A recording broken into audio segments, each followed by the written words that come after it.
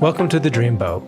This is where we explore everything to do with dreams. We are sponsored by the DRI, Centre for Dream Studies, and you can find out more about our work in the show notes. You can join us here every fortnight or at one of our dream courses, workshops, or retreats. Thank you for coming on board. So the alchemy of dreams, what does that actually mean? And for that matter, what is alchemy? I know it's something that therapists love to talk about, particularly Jungians, but it's a word that's often overused without really being fully understood, and is something that's associated with sort of ancient chemists in many ways. You know, the whole notion of fool's gold and trying to make lead into gold, without people realizing that that was metaphorical and was often seen by the ancients as making the human more into sort of something spiritual and divine, and the gold being the gold within.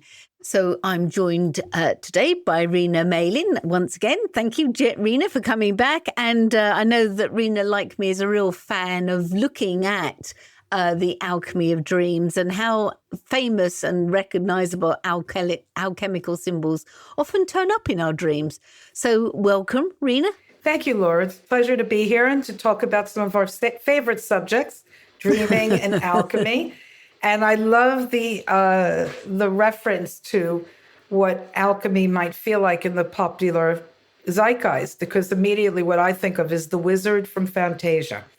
You know, it's like it draws, alchemy sort of has this association with wizardry and mad scientists locked away in dungeons and things, like doing mysterious things. But we can have all that imagery. But when we're speaking of alchemy, you're right, it is as metaphor, and it is a metaphor of turning lead into gold. Alchemy is a beautiful description of the stages of transformation. So what it describes is how organic beings go through change.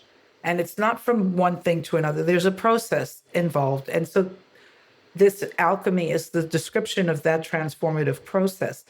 And change doesn't come easily, does it? It's not just this smooth switching on of a light switch. It can contain all sorts of trials and tribulations. And so the alchemy language is really just beautifully evocative of the emotional experience of undergoing transformation. And that transformation could be something as mundane as, how do I move from being a student to a worker? And that requires a lot of change in our psyche to go from that stage to another. Or something as grand as Jung used this language to illustrate what the individuation process is, how a human being goes through this lifelong process of finding their true self, their true personality, their true purpose for being here. And that is the life's work. So the connection to dreams is really quite exquisite. We've spoken to Dr. Hamilton before, and he has speaks of when you have the privilege of having your dreams tracked over a long period of time, what he started seeing is that there was a sequencing, and that these were not individual dreams. They followed a process and a pattern which could be mapped onto the alchemical map, that you can see the cycles that we go through and the stages within stages. So alchemy has this circle of transformation, which is you start in the depths of Negredo, which is the chaos, the not knowing, and that really scary bit where a lot of us come in, where a lot of us start becoming interested in either therapy or dream work or something outside of ourselves to start giving us some map or framework to explain what's going on, because it's so frightening. Yeah. So we all start off in this Negredo, very dark, very chaotic place. And also you see that in people's dreams as well. Often, you know, if you're working with someone, you think, as you quite rightly said, or you expect them to be in the Negredo process of the alchemical cycle. because they've turned up in therapy. But you will see it in dreams. Yes. You know, Well, dark that's the clouds beauty or of whatever. exactly of tracking it to dreams, is that you see the dreams go through these different cycles, and there's symbolism in it, can be tracked right back to alchemical processes. So yeah, the dark, chaotic dreams and trying to make some sense of them, and being the holder of the map that says, you know, we're not completely lost. People have traveled this way before. So alchemy offers a wonderful map to and framework to shore us up in the midst of the chaos. Yeah, I was thinking of the an analogy that a lot of people might sort of associate with this is the sort of caterpillar to the butterfly rather than lead into gold. We are in our lives going through metamorphosis. In the end, we're looking for the butterfly part of our life, I suppose. So I was going to say to you, after Negredo, what's the next stage? They're called stages, aren't they? Yeah, there's 4 stages that we work with. I'm sure I know there's other models that have more, but these 4 stages are Negredo, which is the chaos, and then these 2 in between, which is Albedo, which is the whitening, sort of these moments of enlightenment, moments that come through of like aha moments, something that gives you some, like that light at the end of the tunnel, a little glimpse of what could possibly be. But it's very hard to hold on to. So albedo comes in like these little moments. Yeah. And how do you see that in dreams, out of interest? What type of imagery would you see? In the midst of the muck, there might be some color that's shining and vibrating and calling your attention. And it might come in a very unlikely object, like as we were speaking of before, like the Grail might come as a very unlikely object, or the guide might be a very unlikely object, because you must develop an appreciation for things that come in not obvious forms, for the symbolic. So in a dream, you might be in the midst of a devastating landscape or a house that's fallen down on itself. And there will be some object in the house that's throbbing or vibrating or holds a different light and calls our attention. And by engaging in that object, that might take us deeper. In fact, it probably will take us deeper into the depths of Negredo, but it's that shining example of like, something there you it can is. hang on to as you plunge back in again. There is, I mean, the old adage, light at the end of the tunnel. Yes, exactly. Mm-hmm. And Citrinitas, which is sort of a bigger moment of that golden moment where actually, that the knowledge has come in, the learning, the understanding has come in. I love the word citrinitas because the citrine as a jewel is so beautiful. I mean, it's subtle. I think that's what I like. It's like a subtle sun glow in some way. And that's a great way of putting it, because for all that subtle, for all that glowing, it is subtle, and it will evaporate. It will escape from us unless we go through the final cycle, which is the rubedo, the reddening, the bringing this enlightenment, this knowledge, these moments of aha into our lives, grounding it in the blood of the earth. How do we make it? Yeah. How do we make it manifest and real? Because it doesn't mean anything unless it's integrated some way in this life, in this corporeal being. And that's often the hard part. It's not knowing that, it's not just being transformed, it's knowing that you've been transformed. And living as such. And living it, yeah. It's all very good to come down off the mountain or come out of retreat or come out of, whatever type of work, come out of the ashram. But how do you live? So Bruce Cornfield does it beautifully. It's like, after the ecstasy comes the laundry. How do you do the laundry in your new transformed state without kicking the washing machine? Exactly. So that kind of thing. So rubedo is a really important stage in the alchemical process to make manifest the enlightenment, the lesson, the quality that has come your way.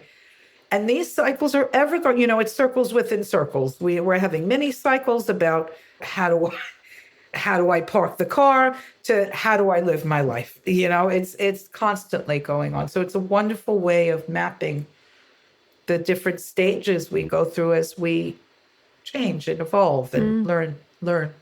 I was thinking of the psyche's growth. It's sort of, and the psyche is throwing these images up in the dream world for you. So if you're aware of the different stages, you could map it. Or if you handed over, say, your dream journal to someone who understood the alchemical process, they'd say, oh, yeah, look, there you are. There's your Citrinitas moment or whatever. Exactly. And it's not to, I'm not here hawking the wares of therapists and guys and things like that. But there really is a truth to needing a guide, needing someone outside yourself, because you're in the dream. It's your own psychological material to attach to the symbols to really make sense of it. It's really helpful to have a guide alongside you who's bringing attention to that item that's glowing in the corner while you're looking at all the devastation. Tell me again about that item glowing in the corner that you just, can we go back to that? So it's not to impose things, but it's someone who's holding the map that says, maybe we go that way, or maybe let's take a look at this. And so that's really useful in dream work, is having someone who really does know the maps really well and helping you along with that. Yeah. And within the stages, obviously, we've then got what are called the operations. Yes. So tell us a bit more about those, Rina. Well, alchemy is considered a distillation process or a purification process that we start. And if I take your metaphor of the butterfly, the caterpillar goes in there, and that's the gross form of it. And it is completely liquefied. It is completely dismantled right down to there is nothing of the caterpillar that's left except the gush and ooze. And then it reforms. So all the atoms are the same, all the materials are the same, but it is completely transformed unrecognizably into the caterpillar. Much as the same as we undergo a transformation process. So that liquefaction, that complete dismantlement of ourselves goes through several operations. And the operations are contained within each stage. And the operations, I know of 8 of them off the top of my head. There might be others, but we might not go through all of them, right? We tend to use lean into the operations that are connected to our elemental nature. I was going to say it's the elements that are the easier ones, aren't they, to remember? Right. So you've got fire, earth, air, and water. If I'm a fire nature, I'm likely to have a very fiery transformation. So I'm likely to go through the operations of calcinatio. No, never. Never. To go through the calcinatio. It's calcinatio, solutio link up with fire and water. Either we're going to burn things to the ground before we rebuild, or flood them out, and wash them away. Right. So I have a more watery nature. My dreams might come more in the form of solutio operations, of things being washed away, dissolved. If I'm very fiery, I'm likely to be getting razed to the ground, very weather that feels quite dramatic, thunderstorms and volcanoes and imagery like that. Well, you might get dragons and salamanders in your dream, animals that are sort of associated quite distinctly with fire. Exactly. So the ones that map to the elements is calcinatio, which would be a burning away, solutio, which is a washing away. Sublimatio is kind of associated with air, where we sort of... the sublime. Yes. As the romantic poets used to call it. Exactly. Yeah. Where it just sort of... airy, slipping away. High ideals. Yes, and it just sort of diffuses into a bigger atmosphere and gets absorbed into something bigger and grander. So that would be the sublimatio. And then we've got coagulatio, which is very much an earth process of coagulation, things coming together. And we have other operations of mortificatio that complete That's death. Yeah. Just something really dying away. Within that, you might have putrefatio. I was going to say good old putrefaction. Good old putrefacating. Yes. We like that. Putrefaction. Let's let it rot. Let it rot. That rotting piece of meat that shows up in your dream, your guide's going to invite you to eat it. Exactly. Don't move away from the death and the putrefaction. Engage with it. Transformation requires the sorting through of things, the separatio. I was going to say separatio is an interesting one. I mean, I think a lot of parents will understand separatio. For a lot of parents who are coming up to children leaving soon for university, they're sensing a really big piece of transformation in their family, separatio. And that separation is part of, growing up, leaving the family, starting again. And it affects both the child and the parent and the, ensuing family, grandparents and whatnot. But that will surface in a family's dreams in very interesting ways. And do you have an example of that? I was thinking of a particular client, and she didn't have empty nest syndrome, but she knew that was probably going to come her way. And her daughter was leaving for university.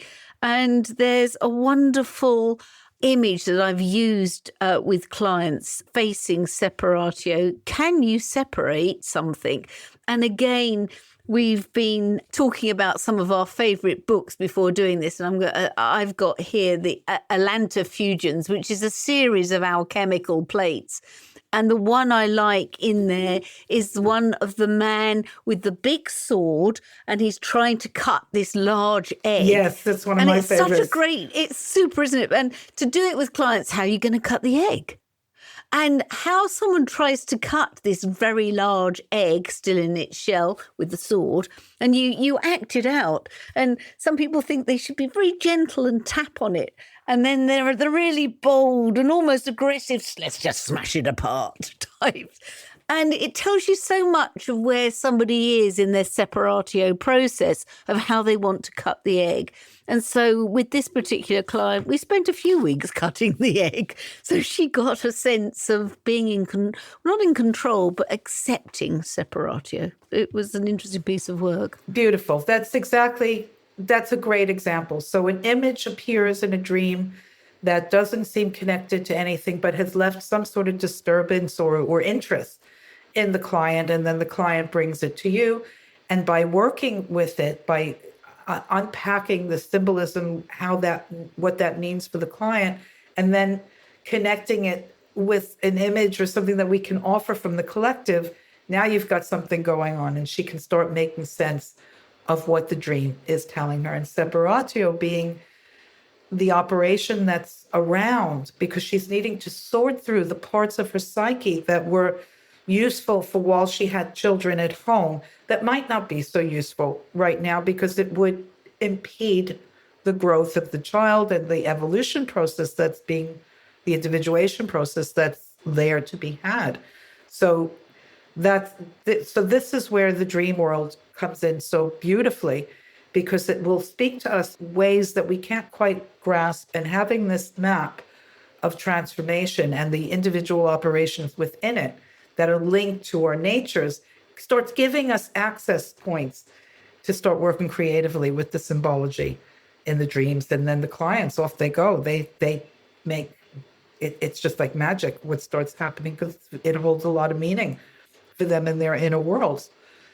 So that's what I really find alchemy to be, a really useful map to take us through turbulent seas and roaring fires and devastating separations. Well, it's interesting, Bruce Cornfield's laundry analogy. I love it because laundry actually is one of the old alchemists' favourite images, because in the end, a lot of this material was set as illustrations and as images, and they're they're universal. Jung would say, that they're all part of the collective. And so they're, part of our individuation process is how are we going to assimilate some of this material, which again comes up in dreams. And one of the regular images you see in the old alchemical plates is of the laundress, the woman who's washing the clothes. Endlessly. And of course, I know. And it so spoke to me. Yes. when I was doing, my training in the alchemical training, because A, I always felt like I had the washing machine on, but B, there was something very hypnotic about it as an image, because you've got the fire heating the water, so you've got calcinatio, and you've got solutio, you've got the water purifying the clothes, but you need both operations to wash. And I think that's what makes, the ancients, a lot of non-alchemists, ancients used to believe that you needed both fire and water in balance for healing. And there's something that is surfacing in the alchemical model that underscores that in some way for me. And laundry is the perfect image of the two things working side by side. You can't have one without the other. That's a perfect example. And we do, as we look at those plates and we start relating to, all right, what does this mean for me in my everyday life? It's like, I'm like, good. I am the washerwoman, right? I'm forever washing, and working through people's stuff. All right, then I get into the more esoteric. I'm constantly going through an internal washing machine, if you will, to purify and to make something reusable again, something that maybe is no longer fit for purpose because it's too clogged with dirt and impressions and mud. And so it must go through this washing. So these plates and this kind of map is very relatable. It's based in nature. It's based in things that we see around us all the time. So the plates, the images are very evocative for us. The Dreamboat is a project of the DRI Center for Dream Studies. If you're the kind of person who is fascinated by the mystery of dreams and you want to learn more about the transformational power of dream work, check out our workshops, lectures, retreats, and training courses at driccpe.org.uk. Also on the website, you can support the podcast and all of DRI's work by becoming a member for just over £30 a year. That gets you discounts and first access for our ticketed events, as well as access to videos and extra material online. That's driccpe.org.uk, and you can find the link in the show notes. Now back to the podcast. I was thinking going back to that plate, because then, obviously you didn't have tumble dryers, but that involves air. So you've got hidden within that plate sublimatio, because the clothes would be hung out in the air to dry, which again, so you've got air and and heat working together as two more operations, but also clothes are corporal. So there's this notion of the body being put through the process, but also that there's a sort of sense of once it's purified, you put the clothes back on. They might be different, they're cleaner, but you're still embodying something again. And that's why I think, the more I think about this particular plate, this particular template, the more I think it speaks at such a deep level. And it has come up in my dreams. I found that quite interesting. So that's the other thing. It's a two-way process, isn't it? The more you look at some of these images, the more, because they're so universal, the more they then sort of speak to your psyche. The psyche will sort of like almost seizes on it like food and says, oh, yes, I'll reprocess that one for you and dish it back up again. In your particular iteration, your particular idiom. Yeah. So that image that you evoked of the knight with the sword hovering over the egg, I worked with that image a tremendous amount as well, because it spoke to me. And, the whole question does he just go through it very quickly? And what was pointed out to me was how perfectly poised he was. He was completely balanced. So all before he ever makes the strike, he's made sure he's in perfect balance. And what do we mean by perfect balance? That means a balancing of the elements the balancing of the qualities. So as you say, it must be done with fire and earth, and with fire and water. And then we must bring in the air to dry it out, to give it some space to evaporate. And of course, the elements of earth are there in the corporeal being of the clothing and the soap we might be using, or just the land that we're doing it on. So everything is in balance. And once it's all in balance, remember my guide saying, all it will take is the slightest tap. Justice is not a blunt sword. It is not a crashing through things. It is that perfectly. So each of these plates are very, you can project onto them whatever your personal stuff is, but it always comes back to this same universal laws, if you will, the laws of change, the laws of growth, the laws of organic life. Yeah. Things die, and transformation. things are born. Yeah. Nothing is lost. That just reforms, but it reforms in a new constellation. Yeah. And that's what, if you sort of adapt this into dream interpretation, it's what makes dream interpretation become even more, I'm going to say mystical. I was going to say magical, but it is magical, but it's also very mystical, I think. There's something, you feel as if when the image is presented and you show a client or somebody who you're working with as a dreamer, you can sort of bolt on the alchemical sort of analysis, for want of a better description. It suddenly opens the psyche up in such a powerful way. It's like you've sort of pushed a magic button and you sort of stand back and almost, sometimes you can almost, as I did with the client cutting the egg, watch the transformation taking place. It's beautiful. Yes. So it works in ways, people are, how does therapy work? How does dream work bring me forward? And, all of it. It does through the witnessing and the observation, and having a map, which then makes it accessible rather than scary, makes it interesting and curious. It can really hold you through some very turbulent times, because the map tells you there'll be dragons out there, Exactly. And love them because it's Calcinatio. And there also are helpful mermaids along the way. Yeah. If you can recognize their form. Yeah. And tortoises, dare I mention tortoises? Yes. There are tortoises out there. There are tortoises out there, meat-eating, angry tortoises. Yes. We were speaking before of... our favourite alchemical dreams. Yes. And Nigel's system of tracking dreams over many, many years. So we were trying to think of a dream that, that would fit this scenario. And I really remembered a dream that I had many, many years ago, which was at a time of great change in my family and a lot of material threat.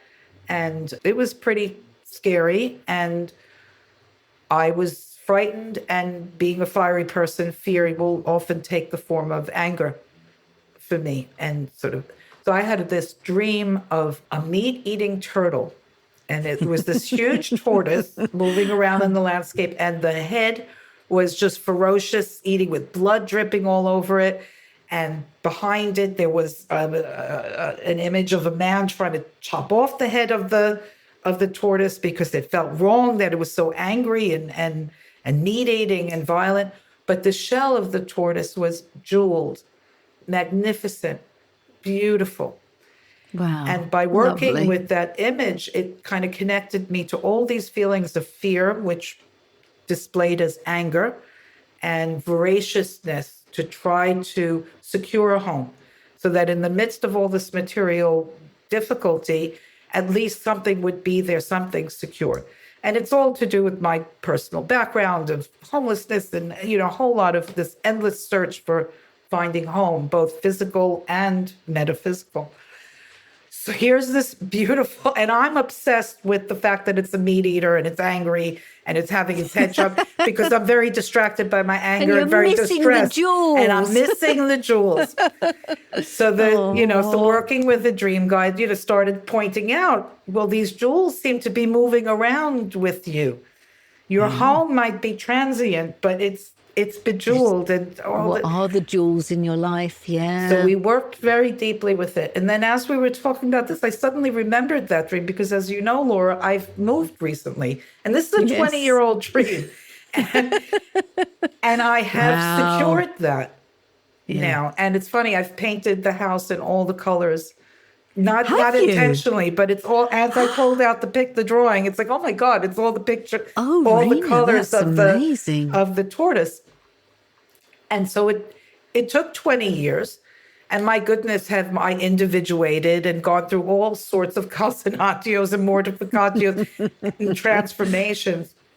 But the vision was true of how to come into relationship with my anger and fear around security, and how to secure, an earthly home, or that feeling, that internal feeling of safety, and being able to appreciate the jewels that I've been carrying around with me all those years. And here we are. It's like suddenly it feels almost like a precog dream that you love speaking of it. And I've been in dream groups all along since then. And you can track that dream throughout the 20 years and how it guided me into the knowing, so that once we were ready to move and settle in my husband's retirement, it was the first house I saw. I knew exactly what area, why. There's no rhyme or reason, but there was some inner guidance and the clarity and the surety of my choice. My husband kept challenging me. You sure about this? Did you look at this house? Did you look? I was like, it's that one. And I'll look at all those houses. Tortoise told me. Right. I'll look at everything else because I have to do my due diligence. But it was almost as if I was guided to it. And I recognized it when that is the tortoise shell. Wow. And here we are. I love that. Yeah. If we just sort of, bolt alchemy back onto that, with that dream, I'm presuming that would be the stage of Citrinitas when the tortoise turned up in the Negredo with all the jewels on its back. I was thinking of citrine and the sort of, or would you say it was albedo, and it was a sort of sudden brightening of realization that there was hope? It's a good question. I would say that it was an albedo moment that through the work that allowed me to appreciate it and hold it as the Citrinitas. But it had it, and I can already imagine other alchemists listening to this and saying, I've got this wrong on the Not stages. necessarily, no. But it felt like it was an albedo offering. And through its recognition and integration, it becomes Citrinitas. And then through staying with it and staying with my process, it becomes Rubedo at the recognition and the purchase of the new home. Beautiful, really beautiful. And again, following on from the episode with Dr. Nigel Hamilton about Sufi dreams, that the staying with them over a period of time, how lovely that you've had that ability, that you've been in dream groups to actually track this dream and the import of it. With, I think, as you bought that house, you then had a sort of follow-up dream of lots of green and children and whatnot. Yes, there was a dream that came around the same time, but it felt more like a wish dream. Like, this is a vision of, I hope, and it was... There will be green fields up there somewhere. And it was me and my husband in our older age sitting, standing on top of these hills, and it's all green, and there's a little house in the background, and there's children and lots of, around, and there's something very fertile about it. So this very fertile dream comes at a time of terrible bleakness, of real worry in my life. So there, again, an albedo moment,